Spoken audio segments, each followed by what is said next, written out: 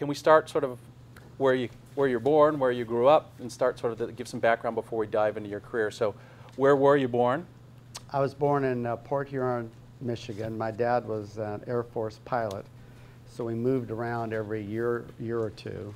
And so I did not have a stable environment when I was growing up. I was never in any place more than a couple of years.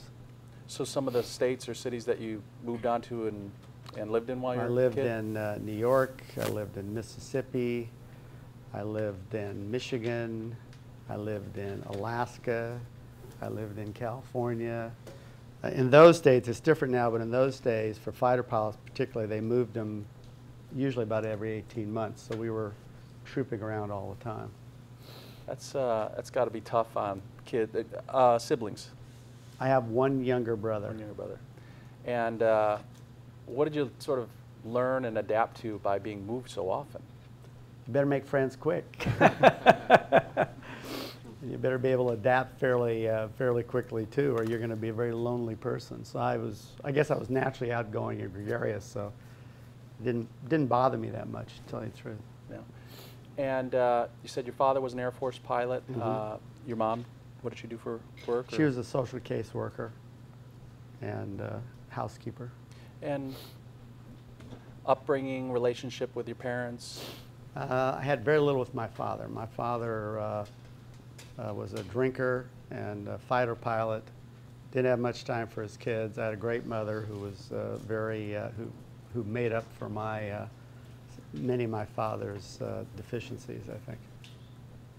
And you're a parent now. Two of your three daughters are here. Yes. What are some of the things that you learned from your parents or from that experience that maybe affects the way that you are as a parent? I decided to do everything the opposite of my father in terms of how I approached my children. I have three daughters, my children. I decided that I was going to tell them I loved them every day. I was going to go to every event and support them in whatever they wanted to do.